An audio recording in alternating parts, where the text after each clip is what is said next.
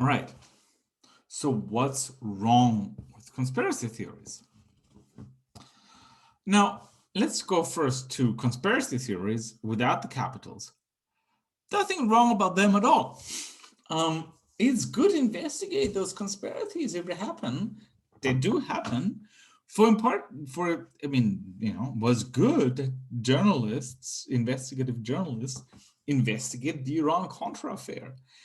It's good to know more about how Al-Qaeda conspired to take down the Twin Towers.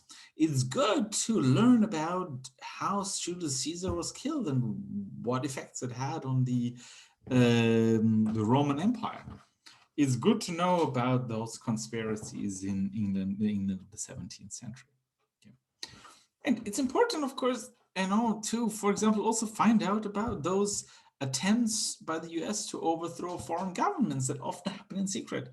It's important for those to be investigated by people like Noam Chomsky, by investigative journalists, by scientists. So there's nothing wrong to have theories about conspiracies. But a lot is wrong with conspiracy theories with a capital C and capital T. And we can divide what's wrong with them in roughly two categories, and we'll see they're connected. The social harms they cause and the intellectual harms they cause. With regard to the intellectual harms, I'll mention, on the one hand, they will mention three features. First, that they spread falsehoods and unsupported beliefs. They spread problematic methods for gathering information. Third, they undermine the system by which we gain most of our knowledge. And then this last thing, in the end, leads to an important social harm, namely that because they undermine the information and inquiry system that makes complex democracies possible, they undermine, in the end, democracy.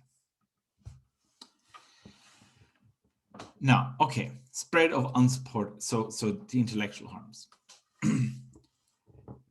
Since beliefs based on explanations that are speculative, contrarian, esoteric, amateurish, and pre-modern are unlikely true, they are normally not epistemically justified and hence not knowledge. So by spreading conspiracy theories, people will have less knowledge than they would otherwise have had, since they'll get beliefs that don't amount to knowledge. Okay, and since it's often important to know, that can be a problem. Okay, that's the first intellectual.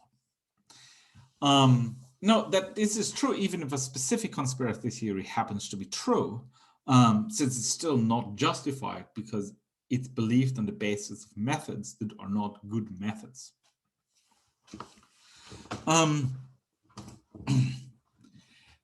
Second, because conspiracy theories use explanations that are speculative, contrarian, esoteric, amateurish, and pre-modern, they spread methods for acquiring beliefs on the basis of host methods that unlikely lead to true beliefs, and therefore unlikely lead to epistemically justified beliefs, therefore unlikely amount to knowledge. So they spread problematic, epistemically problematic information gathering methods. Okay, they're not based on any evidence. Okay, but they also undermine the system by which we gain most of our knowledge, and that is knowledge on the basis of testimony.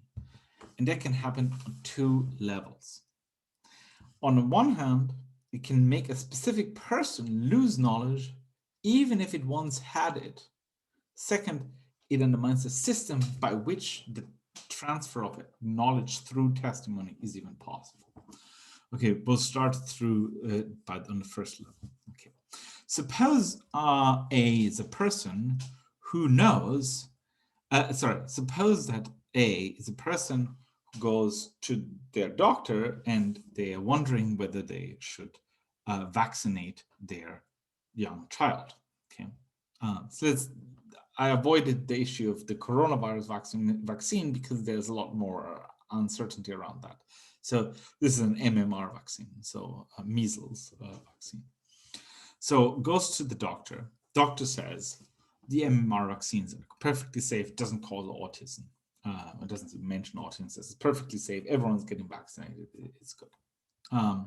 Now, since B is an expert on this, and A has reason to trust this expert as it's the kind of person that can be trusted on this, and maybe A has used the Goldman methods to find out whether this is an expert from trust, and let's suppose it is an expert that can be trusted.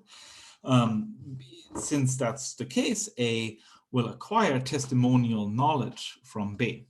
Okay, so we'll now acquire the knowledge that it's safe to vaccinate its child, their child, okay, on the basis of what B tells them. But now A meets these anti-vaxxer conspiracy theories. It goes online and everyone's talking about autism and well, it causes autism. I've heard this. It's often correlate. You know, there's all kinds of things that happen. And it goes deep into the internet, finds all these anti-vax conspiracy theories. On the basis of that, he now starts to have doubt. He says, "Well, actually, I don't really even understand what my doctor was saying when he talked about MMR. I don't even know what MMR really stands for. And all the things, I didn't even know what the words he used. It was difficult to understand. And I mean, I don't really, you know, he just said it. I mean, how do I know whether he's right? I haven't checked. I can't really check any of the evidence myself. I don't know, maybe the newspapers are just lying about it. I mean, I don't know. I haven't checked whether they are really doing the research. So he has skeptical doubts. He says, well, is it really, can it really be certain? And arguably, the existence of these skeptical doubts now raises the standards of knowledge. If you say, well, it might be false, then you can't at the same time say, but I know. You say, well, you're aware that it might be false. So then maybe you don't know anymore. So he will, although nothing has changed in a certain way, he has the same evidence he had before. He goes from knowing something through testimony to not knowing it. So no evidence has been lost, but what has happened that he has been cut off epistemically from the experts because the conspiracy theories have undermined the level of trust that puts you in touch with the experts. So the channel of trust that's required for the acquisition of a testimonial knowledge has been cut by raising doubts and sowing doubts into A's mind. So he's gone from knowing that it's safe to vaccinate my child to not knowing it anymore. It really doesn't know anymore. Now, an objection that won't be raised, that's the Cassam discusses, that someone might say, well, look, he never knew that the vaccines are safe in the first place. He didn't have any evidence after all. I mean, he just heard it. But then there's the response is that this is not a good standard for knowledge to have. It's possible to acquire knowledge through testimony if the source is trustworthy and credible, and you trust them. That links you to the source. If you don't trust him anymore, then you can't acquire the knowledge. So he did not have knowledge before because the source was trustworthy and credible, and he trusted it. But now he doesn't trust him, so he's cut off from the source. Okay, level 2.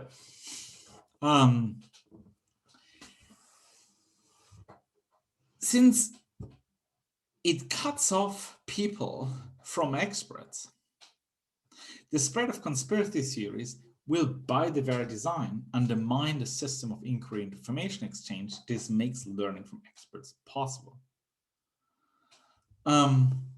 So the system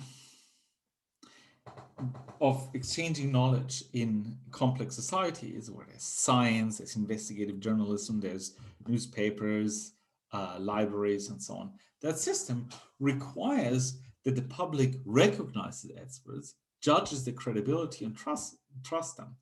Conspiracy theories, by raising the salience, bringing to the attention these various doubts, it undermines that system.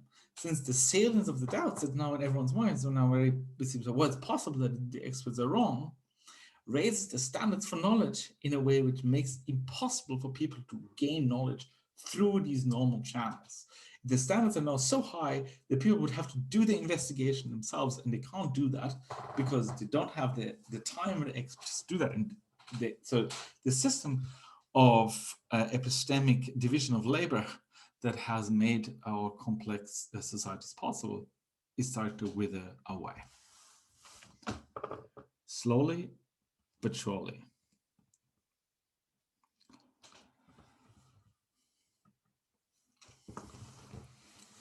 Now, let's look at the social harms of conspiracy theories. On the one hand, of course, they sometimes promote harmful ideologies. As I mentioned, conspiracy theories act as political propaganda, since they undermine the system of trust in the functioning of the inquiry and information system. They undermine the trust in experts and so on. Sorry. I mean, this is on the next slide. They often promote extremist ideologies that seek to undermine democracy and its according inquiry and information system. Insofar as these ideologies are harmful, conspiracy theories, production and spreading will also harm others. I take it again, that's pretty obvious in the case of these anti-Semitic conspiracy theories. Now, objection. You may think, well, I mean, this questioning the standard story of 9/11 or promoting the Paul is dead myth or questioning the safety of vaccination, that doesn't look like it's supporting extremism. I mean, that's not, it's not about extremists. It's not about right-wing extremism or anti-Semitism or, raising people to kill Jews or anyone else. But that's not so that now the reply is that's true, but you cannot control how the spread of these conspiracy theories undermines the epistemic foundations of democracy. You can't, I mean, it's once you raise doubts about the standards for reporting in the newspapers and the TV channels that have led to, us knowing that Paul McCartney is still alive, you raise doubts about, well,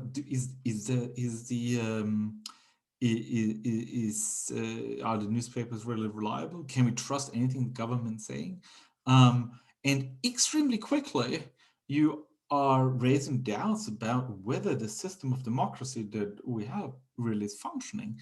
And that's harm caused to the functioning of democracy, whether or not you are interested in undermining democracy. So harm is caused, even if the promoters, spreaders, and consumers of conspiracy theories don't intend that or are not aware of doing any of that. Comparison, sometimes people in the US, they use these Confederate flags and say, well, what's wrong with these Confederate flags? You say that these flags should be banned, but they are just normal flags in the old American South, and I love the South. I love the values, the food of the South, and it's great. Or Germans might say, well, they collect, let's say, memorabilia from the 19th century, and the black, white, and yellow, black, white, and red flags, and say, well, that was just the flag of Germany in the late 19th, early 20th century. I mean, that's just, I mean, there's nothing wrong with that. It's just like people were normal people then too. The thing is that those flags now mean something different. And you cannot decide to change that, even if they meant something different in the 19th century. Comparison. The word meat in English once meant the same thing that mat in Norwegian means. It meant food. But it doesn't mean that now. And you can't change that by just saying, well, I just want to use the word meat like they used it in the 8th century. You can't do that. You can't do that with the flags either. And you can't do it with conspiracy theories. You can't just say, I'm using them for safe methods. They're unsafe because they undermine the standard system of information exchange in a society.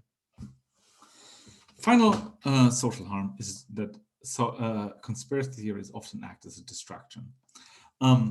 They draw attention to these stories about how things might have happened, and thereby often draw attention away from the real explanations of injustices, that there are actual injustices, there are actual problems, and these conspiracy theories often distract from those. And that can be another harm that's been done. Yeah, that's something I'm particularly interested in, how particular salience perspectives can be harmful because they, for example, draw attention away from features that really matter, from aspects of the situation like injustices or structural explanations of these injustices really matter. Okay, so what's wrong with conspiracy theories? They're intellectually harmful because they spread unsupported beliefs and problematic information gathering methods. They're intellectually harmful because they undermine, in the end, the system by which we gain most of our knowledge, that is testimonial knowledge. And that, in part, causes social harms because it undermines the system of information exchange that makes complex democracies like ours possible.